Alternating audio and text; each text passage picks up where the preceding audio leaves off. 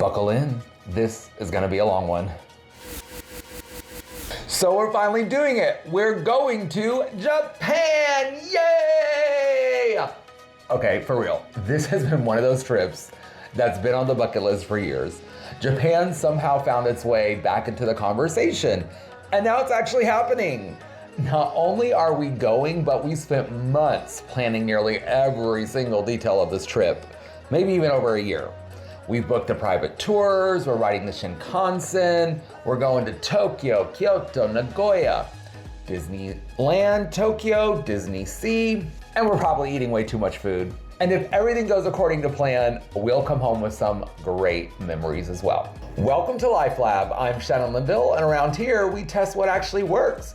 Whether it's health, technology, travel, other various products, or just trying to make life easier. This channel is basically one big experiment. And today, we're walking through our complete Japan itinerary. Everything we booked, why we booked it, how we planned it, and all the little decisions that hopefully keep us from standing in the middle of Tokyo wondering, now what? Believe it or not, that can happen even in one of the world's most exciting cities. If you enjoy practical videos like this and appreciate it, please like the video and subscribe to the channel and leave a comment letting me know if you've been to Japan or not. So one thing I noticed while planning this trip is there are thousands of Japan videos on YouTube. Seriously, thousands. Some are fantastic and some are basically beautiful travel montages with cinematic music that make you immediately want to book a flight. Others show amazing places but never explain how they actually got there. And some recommend restaurants without mentioning you need reservations 3 months in advance. Some even tell you to visit 6 neighborhoods that are all right next to each other, even though they're 45 minutes apart. I wanted something a little different. I wanted something to simply say, here's exactly what we planned, and here's why we booked it, and here's what we'd probably change. That's the kind of video I kept looking for. So I just figured I'd probably make it. One thing you'll notice throughout this itinerary is we're trying to balance efficiency with actually enjoying ourselves. I didn't want this trip to become one giant checklist, but also we want it to be efficient enough so, we're getting bang for our buck. We're spending almost 11 full days in Japan. Yes, we're going to see a lot, but I also wanted enough flexibility to wander into random shops, take a wrong turn, maybe find a restaurant that wasn't on the itinerary, or spend an extra hour somewhere we unexpectedly really love.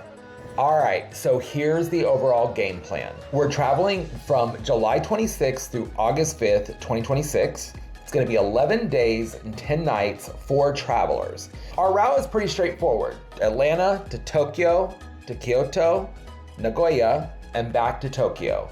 And then we're finishing up with a trip at Disney in Tokyo. We intentionally designed it this way so we're not packing and unpacking every single day, because I don't know about you, but living out of a suitcase gets old really fast. So one thing we decided to splurge on was a few memorable experiences. Instead of trying to make every single day expensive, private guided tours, the Shinkansen Green Car, which is the more luxury experience in the Shinkansen, Hotel MiraCosta in Disney, and then also Disneyland Hotel.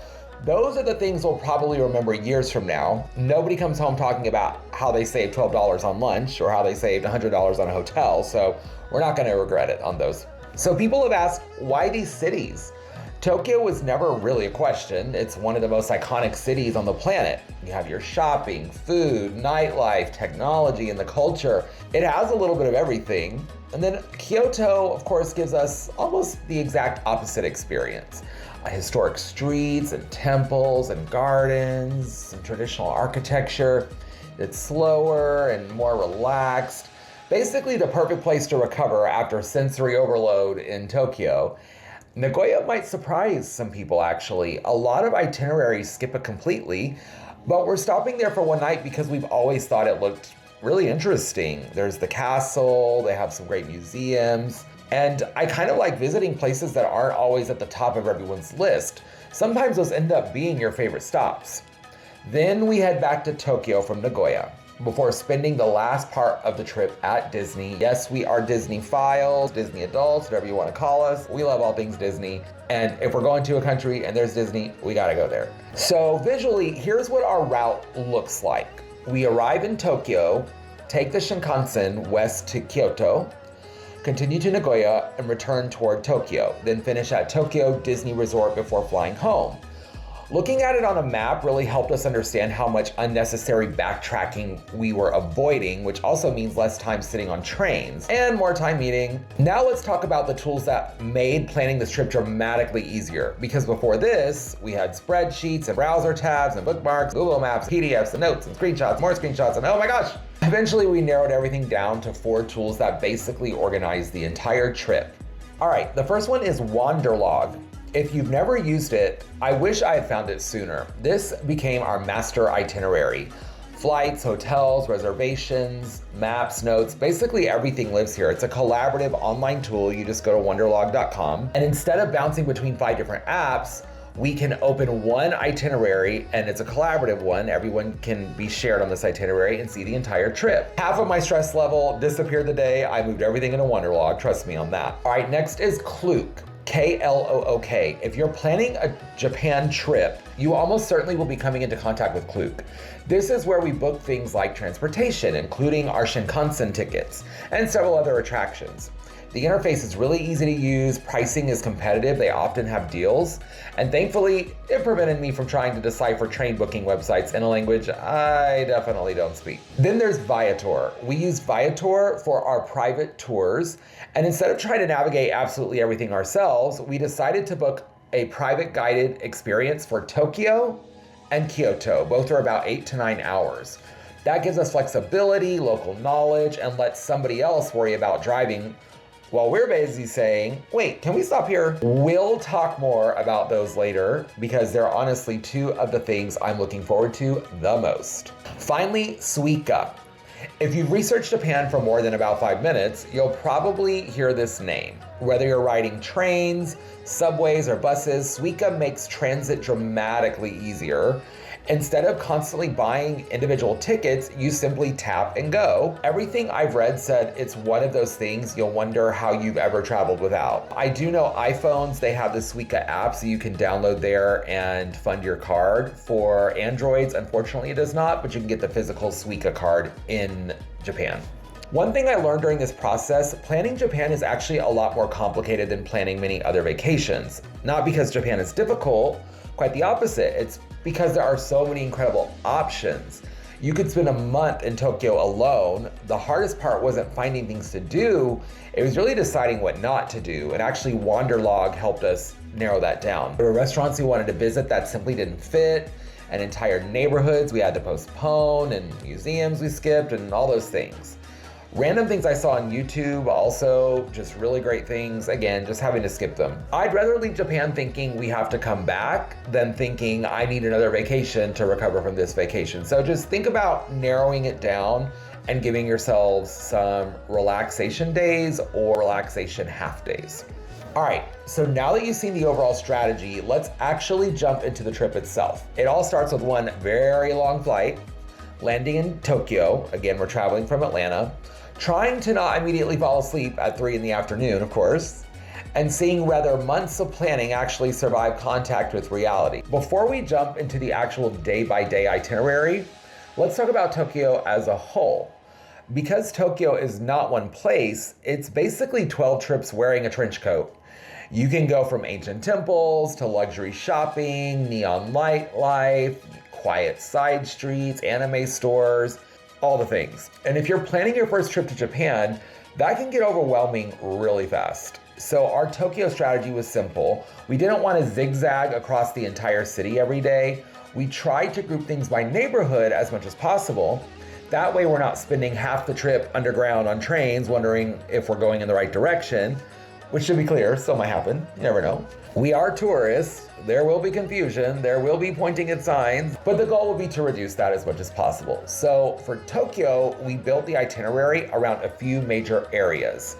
Those areas are Shibuya, Ginza, Shinjuku, and Harajuku. And then a few major landmarks and experiences that felt worth making time for. The main Tokyo landmarks and areas we're building around are Shibuya Crossing, Shibuya Sky, Sensoji, Tokyo Tower, Meiji Shrine. Those are the places that felt like the right balance between iconic first-time Tokyo experiences and things we'd actually enjoy. If we're going to spend time somewhere, I want there to be a real reason.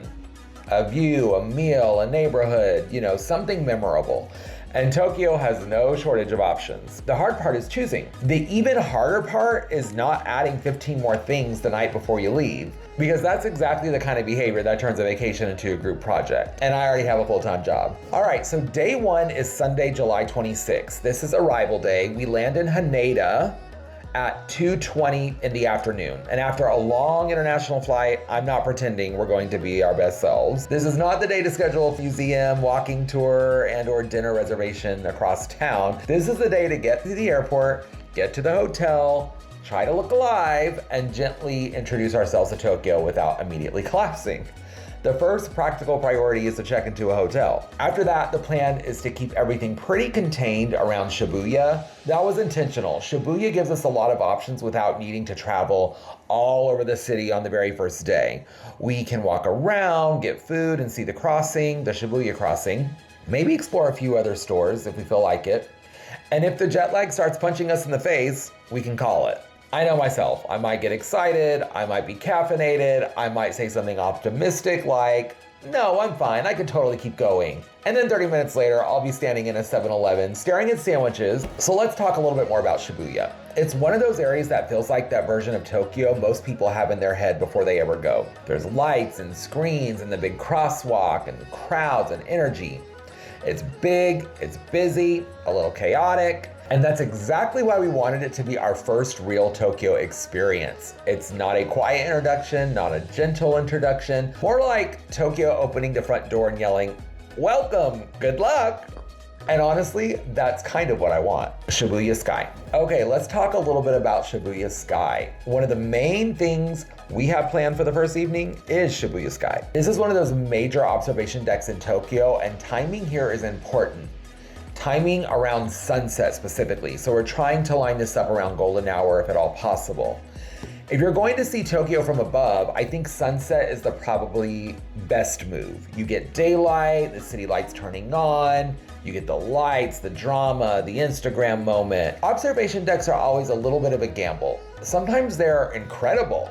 Sometimes you pay a lot of money and look through glass with 50 reflections and someone else's phone in your shot. From what I've seen, Shibuya Sky looks like one of those better first night Tokyo things. Okay, so let's talk about Shibuya Crossing. So while we're in that area, we'll also see Shibuya Crossing. This is probably one of the most recognizable intersections in the world. You've seen it in movies, you've seen it in travel videos, and you've probably seen a drone shot of it at some point while someone said something profound about modern life. Who knows? But for us, this is one of those experiences that doesn't need a huge amount of time. We just want to see it, maybe view it from above, take a few pictures, and then continue exploring. All right, and then a little bit about the Hachiko and Shibuya area. So we also have Hachiko's statue on the list, and that's another quick but meaningful stop in Shibuya. It's one of those places where the story is bigger than the physical location itself. And I like adding a few of those into the itinerary. Not everything has to be a major production, just sometimes a 10-minute stop helps connect you to a place in a different way. And then, because this is still us, we have to do some shopping. So Mega Don Quixote, Shibuya 109, possibly a convenience store run.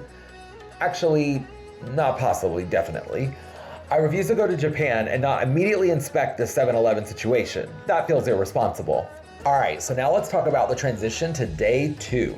Day 2 is where the trip really starts. This is our first full day in Tokyo, and rather than trying to figure everything out ourselves while jet lag, we booked a private customizable Tokyo tour with an English-speaking driver. This was one of our first big planning decisions because Tokyo is massive.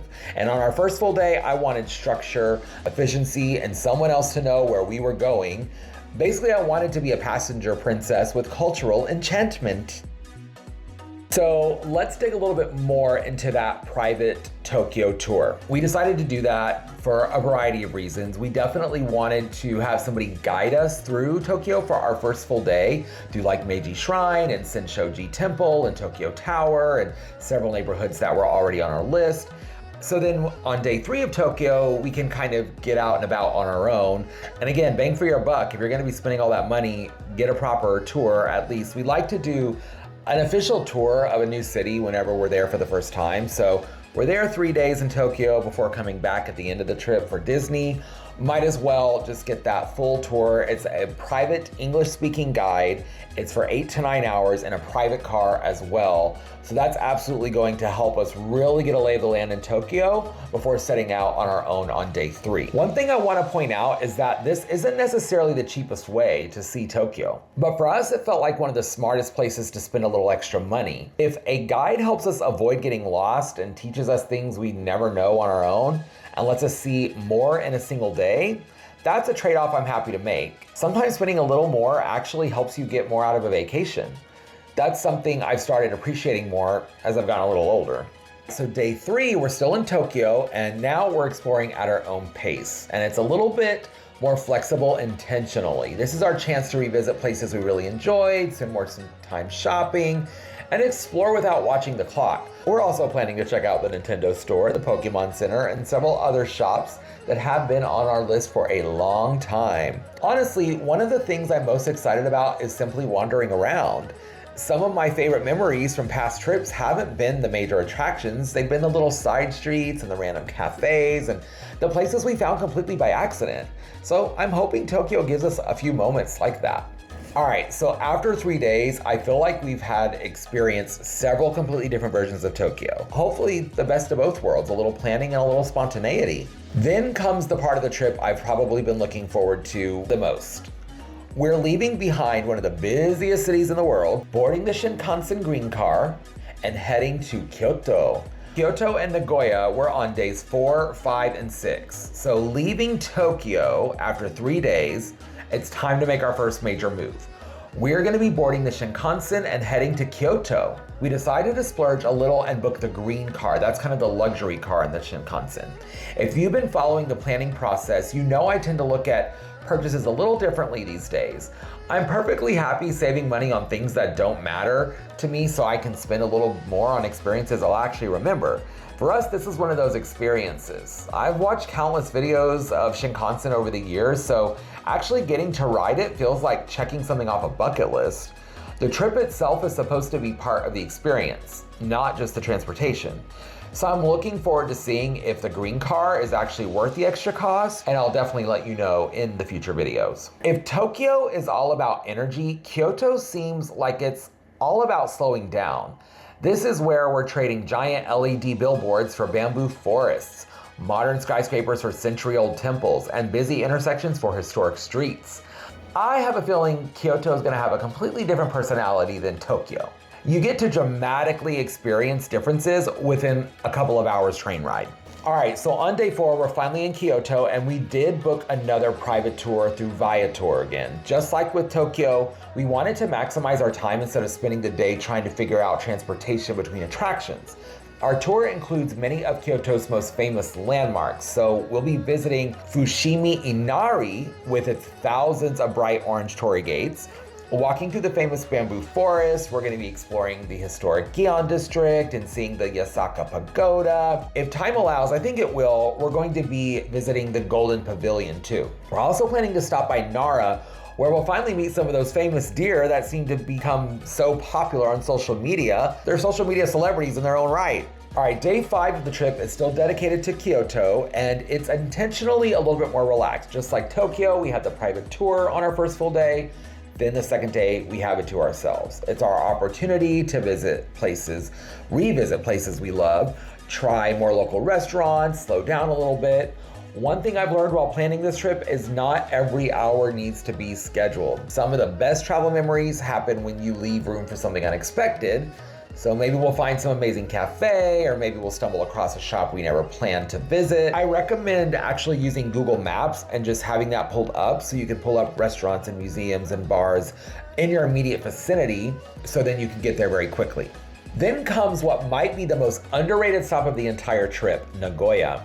I've noticed a lot of Japan itineraries skip it completely, but the more I researched it, the more I thought, why not? We're only staying one night, but there was a place that immediately caught our attention, and that was Nagoya Castle. The castle gives us another look into Japan's history. So it's definitely about the beautiful history, old Japan, and then it's kind of the juxtaposition between Tokyo and innovation and modern Japan. So sometimes it's the cities people overlook that end up being the biggest surprises. All right, so let's talk about our trip wrap up. After our stop in Nagoya, we'll be boarding the Shinkansen one last time and heading back toward Tokyo. Now, if you've watched this channel for any length of time, you probably already know that I enjoy Disney, but this trip isn't just about visiting another Disney park. Tokyo Disney Resort has been on my bucket list for years, especially DisneySea. I've heard so many people say it's the best Disney park in the world. Now that I finally decided to go to Japan, we're not missing it. Let's talk a little bit about our Disney strategy. One thing we decided to do differently was book a Disney vacation package. It definitely cost more than simply buying park tickets, but after spending several months planning this trip, we decided we'd rather reduce the stress than trying to save every dollar. The vacation package gives us several perks, including hotel stays and attraction benefits, and just a smoother overall experience. So I'm really curious to see whether it ends up being worth the additional cost. So let's talk about where we're staying at Disney. Hotel MiraCosta will be the first Disney hotel we're staying in. This is one of the hotels I've been most excited about throughout the planning process. It's built directly into DisneySea, which is such a unique concept. The architecture is absolutely stunning. It is a beautiful Italian-inspired waterfront theme that feels almost like you're stepping into another country before you even enter the park. We're starting with an evening passport to DisneySea. I actually think it's a pretty good strategy because instead of trying to conquer everything in one full day, we get a chance to walk around and take in the atmosphere and get a little familiar with the park and maybe ride a few attractions. So we'll get to soak that up first before our full day in DisneySea later. So let's talk about Tokyo Disneyland. The following day is going to be dedicated to Tokyo Disneyland. And even though I've been to several Disney parks in the US and actually in Europe to Disneyland Paris, I'm excited to see what makes this one unique. I've heard everything from the food to the entertainment to the overall guest experience. I'm looking forward to comparing this park to the parks back home. Not in like a which one's better kind of way, but what do they do really well kind of way. Then the following day is DisneySea, our full day at Tokyo DisneySea.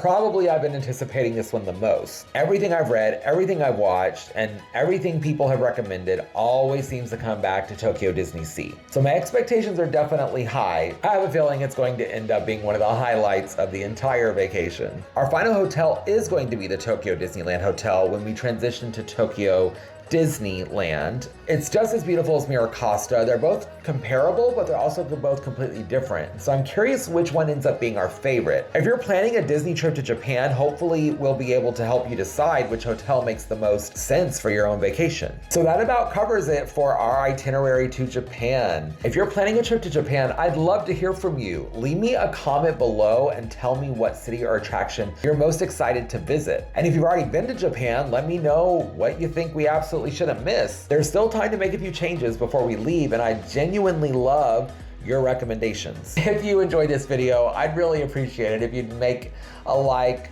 a subscribe to the channel, and if you're enjoying the content, click the hype button below as well. Every one of those helps this new channel reach more people, and I truly appreciate the support. If you'd like to see many of the products and travel gear and other things I use, head over to shannonlinville.com and you're gonna find links to my favorite products and resources and much more. By the way, side note, if you're into music, I'd love for you to check out my album, Shannon Neon State, on Spotify, Apple Music, and pretty much all streaming platforms. Thank you so much for spending time with me today. We'll see you on the next one. Bye. Ooh, that was a tough video to get through.